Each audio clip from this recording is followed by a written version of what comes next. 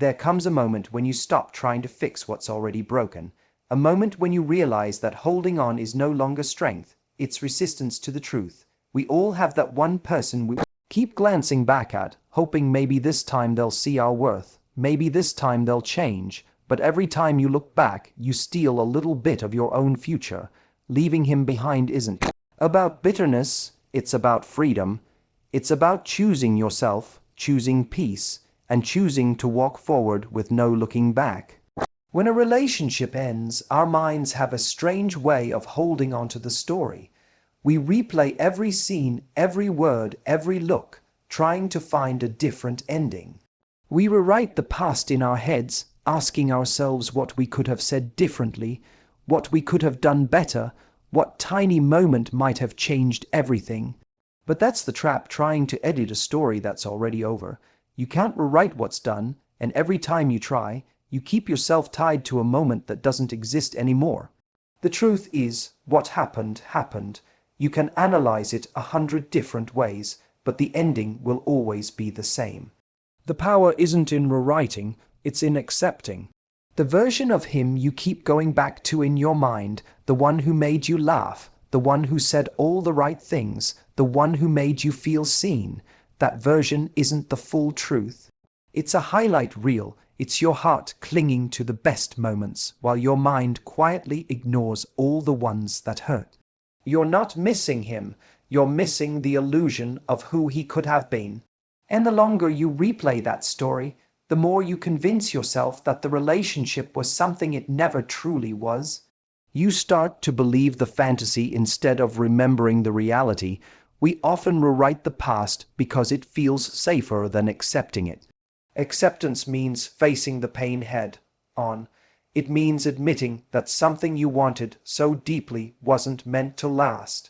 It means letting go of the what-ifs, the alternate endings, the hope that maybe one day he'll come back different. And that's hard because hope feels comforting, but false hope is poison.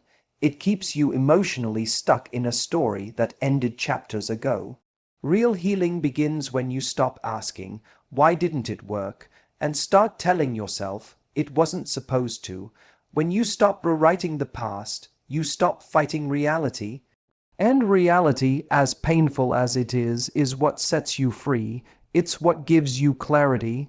Because the truth is, he showed you who he was all along. You just kept rewriting the script to fit your idea of who you wanted him to be. You ignored the red flags, the inconsistency, the distance, and convinced yourself it was temporary. You told yourself that if you loved harder, waited longer, or proved your worth, he'd finally see it. But love doesn't need convincing. The right person doesn't make you chase or justify or rewrite. They meet you where you are and build something real with you. So when you catch yourself daydreaming about how it could have gone, stop. Remind yourself that the story you're clinging to isn't the truth. It's the edited version you created to avoid the pain of moving on. You don't heal by revising the script. You heal by closing the book. You take the lessons, you take the growth, and you let the rest go. Every minute you spend reimagining the past is a minute stolen from your future. The moment you stop rewriting, you take your power back. You stop being the victim of what could have been and become the author of what will be. You realize that your story doesn't end with him. It begins the moment you stop looking back. Because once you stop rewriting the past, you start writing your own future. And that's where real peace lives, not in the version of him you hoped for, but in the version of you who finally learned to let go. There's a difference between missing someone and needing them, but when your emotions are raw, that line can feel almost invisible. You wake up in the morning and feel the emptiness beside you, and your mind instantly calls it need. You mistake the ache of habit for love, because he was part of your everyday, your conversations, your routines, your small moments of comfort, and now that he's gone, the silence feels unbearable. But missing someone doesn't mean they belong in your life. It simply means you're human. You formed an attachment. You cared, and now your heart is adjusting to a life without something it got used to having. That's all. We confuse missing with needing because we're wired for connection. We crave closeness and comfort. When that's suddenly taken away, our brain reacts like it's lost oxygen. It tells us, go back, fix it, get it back. But what it doesn't tell us is that not everything you miss is worth returning to. Sometimes the thing you miss is the version of you that felt loved, not the person who made you feel that way. You don't actually need him, you need the feeling of being safe, seen, and understood. But if he wasn't consistently giving you that, then what you're missing isn't real safety, it's emotional chaos disguised as connection. It's important to remember that need is built on dependency, not love. Love empowers you, dependency weakens you. When you truly love someone, you can still stand on your own 2 feet. You can still function, still breathe, still grow, even if they're not beside you. But when you confuse missing someone with needing them, you hand over your power. You start to believe that without them, you're incomplete. And that belief is what keeps people stuck in cycles of toxic love, running back to the very person who broke them, just to feel momentary relief from the loneliness. Healing begins when you allow yourself to miss him without romanticizing the absence. It's okay to admit that you think about him. It's okay to cry, to have moments where your heart aches, but you must also remind yourself, missing him doesn't mean you made a mistake by leaving. It just means you're in transition. The pain you feel right now isn't a sign that you need him back. It's a sign that your heart is detoxing. It's withdrawing from something it became dependent on, and like any withdrawal, it hurts before it heals. The truth is, you don't heal by running back to the source of your pain. You heal by sitting with the emptiness until it no longer scares you. You teach yourself that solitude isn't punishment, it's power. It's the space where you rebuild your strength, rediscover your worth, and reconnect with the parts of yourself that you lost while trying to be enough for someone else. When you sit with the silence long enough, something beautiful happens. You start to fill it with your own voice, your own peace, your own life. So, when you catch yourself saying, I need him, pause. Ask yourself what you truly need in that moment. Is it him or is it comfort? Is it love or is it validation? Because those are things you can give yourself. Every time you choose to self-soothe instead of reaching out, you reclaim a little more of your independence. Every time you choose to face the discomfort instead of running from it, you prove that you can survive without him. And survival turns into strength. Missing him may linger for a while, but needing him doesn't have to.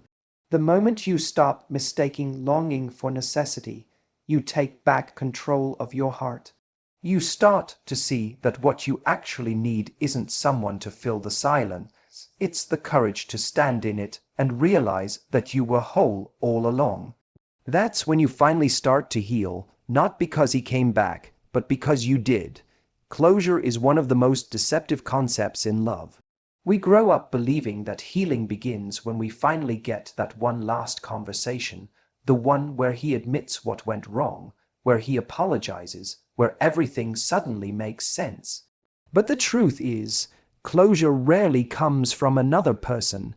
It's not something they can hand you neatly wrapped in a final text or a tearful call. Closure is a decision, one that you make when you stop waiting for the explanation that may never come. It's when you realize that no matter what he says, it won't change the fact that he's gone and it's over. When someone hurts you, especially someone you love deeply, your mind goes into overdrive, trying to fill in the blanks. You start to question everything. Did he ever love me? Was I not enough? Why did he give up so easily? Those questions keep you emotionally tethered to him long after he's walked away. You think if he just answered them, you'd finally be able to move on. But that's an illusion. Because even if he gave you the answers, Even if he said all the words you've been desperate to hear, it still wouldn't heal the wound he left behind. Words can't undo the way someone made you feel. Waiting for closure keeps you stuck in limbo, half in the past, half afraid of the future. It convinces you that healing is conditional, that you can't move forward until he does something first. But healing doesn't depend on his remorse. It depends on your decision to stop giving him emotional power. Because the truth is, some people will never take accountability. Some will rewrite the story to make themselves the hero. Some will pretend nothing happened at all. And if you're waiting for them to give you peace, you'll be waiting forever. Real closure happens in the quiet moments, the night you finally stop checking your phone, the day you delete the old photos without crying, the moment you look at his name and feel nothing. That's closure. It's not a dramatic ending or a conversation filled with tears. It's the calm acceptance that you deserve peace, even without answers. You tell yourself, I don't need to understand everything to let it go. Because closure isn't about understanding what he did. It's about understanding what you deserve going forward. When you make the decision to give yourself closure, you take back control of the narrative. You stop being the person waiting for him to fix the ending and become the one writing your own. You accept that the relationship didn't fail because you weren't enough. It ended because it was no longer aligned with who you're becoming. You stop asking, why did he leave? And start asking, what is this teaching me? That shift in perspective is where growth begins. It's hard because your heart still wants that conversation.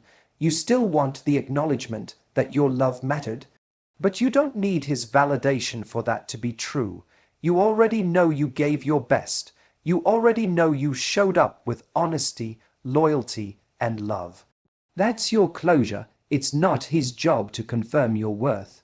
It's your job to protect it. So, when you feel the urge to reach out one last time, remind yourself, you're not looking for answers, you're looking for peace. And peace doesn't live in his words, it lives in your decision to stop chasing them. When you finally say to yourself, I deserve to move on, even without understanding why, you free yourself completely. You stop waiting for him to set you free and realize you've had the key in your hand the entire time. That's what true closure is, not something given, but something claimed. When you walk away from someone you loved, it can feel like you've left a part of yourself behind. The relationship may be over, but the emotional imprint lingers, the way you laughed together, the inside jokes, the moments that felt like home. You look in the mirror and sometimes struggle to recognize who you were before him. That's because, over time, you slowly gave away pieces of yourself in the process of trying to make the relationship work. You gave your energy, your attention, your peace, and sometimes even your identity.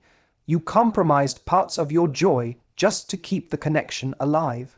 And when it ends, you don't just lose him. You lose the version of you that you were when you loved him.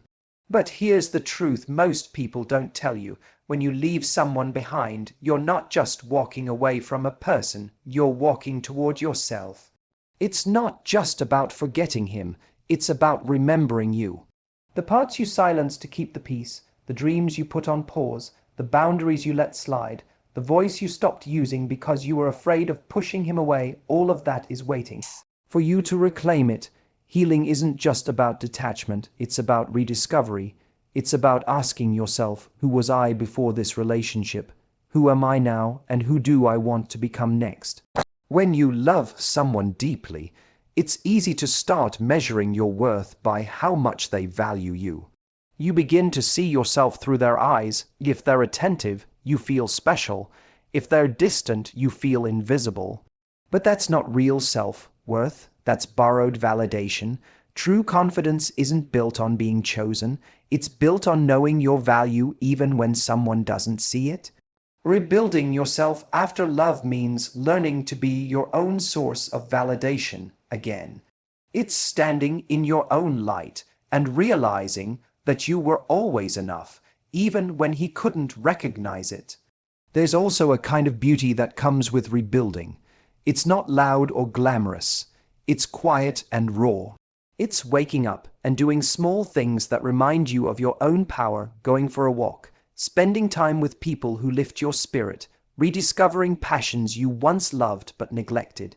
Each moment becomes an act of reclamation. The laughter you muted, let it out again. The confidence you buried, bring it back. The life you dimmed for him, turn it all the way up. Because when you rebuild yourself, you're not trying to become who you were before him. You're becoming someone even stronger. Someone who knows what they deserve. Someone who doesn't chase love at the cost of self-respect. The hardest part of rebuilding is accepting that he doesn't get to be part of the new version of you. You may still want to show him how far you've come, how much stronger you are now, but true healing doesn't seek an audience. The transformation is for you, not for his acknowledgement. The power isn't in showing him what he lost, it's in showing yourself what you've gained. Because when you stop trying to prove your growth and start living it, that's when you know you've moved on. Leaving him behind is not a loss, it's a return to the woman who trusts herself, who sets standards, who no longer accepts crumbs just to feel loved. You're not rebuilding because you're broken, you're rebuilding because you're rediscovering your wholeness. The relationship may have taken parts of you, but it can never take your ability to rise again. The moment you start to reclaim those parts, your joy, your confidence, your peace is the moment you stop being defined by what ended and start being defined by what you're becoming. That's how you truly leave him behind, not with anger, not with regret, but with rebirth. When you spend too much time looking back, you start to lose sight of what's in front of you. The memories, the moments, the what-ifs, they start to play like a movie in your head, and without realizing it, you keep pressing rewind. You tell yourself you're just remembering, but in reality, you're reliving. You're living in the past, hoping it will somehow change if you look at it enough times. But it never does. It only keeps you stuck. The more time you spend staring in the rear-view mirror, the more you miss what's right ahead of you. And that's the danger of not letting go. You end up missing your own future because you're too busy missing your past. The hardest part about moving forward isn't the walking, it's the looking back. You keep wondering if you made the right choice, if maybe you should have held on a little longer, if maybe he'll realize what he lost. That little maybe becomes a trap because maybe keeps you in waiting. It keeps you emotionally parked in a place that's no longer meant for you. The truth is, the future you want can't begin until you stop looking over your shoulder. Every time you look back, you breathe life into something that's already gone. You keep feeding a story that has already ended, and in doing so, you starve the new chapters that are waiting to unfold. You have to remind yourself that the past isn't meant to be perfect, it's meant to teach. Everything that happened, even the painful parts, was meant to prepare you, not punish you. You didn't lose him, you learned from him. You learned what you'll never settle for again. You learned what true effort looks like and what empty promises sound like. You learned that love isn't supposed to confuse you, it's supposed to ground you. Those lessons are your strength now, and they're only useful when you move forward with them, not when you keep revisiting the place where you learned them. The future you deserve needs your full attention. It needs your energy, your hope, your belief that something better is waiting for you. But if your mind is still living in yesterday, you can't give that energy to tomorrow. You'll find yourself meeting new people and comparing them to someone who's no longer there. You'll chase new dreams but hesitate, afraid of making the same mistake again. You'll keep yourself small because a part of you still believes your best days are behind you. But they are not. They are ahead of you. You just have to stop looking back long enough to see them. Moving forward doesn't mean you have to forget everything. It just means you stop letting your past control your direction. You stop letting it define your worth. The relationship you left behind doesn't get to dictate how you love again or how much you believe in yourself. You're not defined by the person who couldn't stay. You're defined by the person who chose to move on. The future you're walking into is bigger than that relationship, bigger than the pain, and bigger than the story that once held you back. Every time you catch yourself looking back, remind yourself that what's gone isn't where your happiness lives anymore. Happiness lives in the moments you're creating now, in the people you're yet to meet, in the experiences that are waiting for you once you finally let go of the need to relive the past. What's coming is far greater than what's gone, but you have to be brave enough to face forward, because the moment you stop looking back, the world starts opening up in front of you.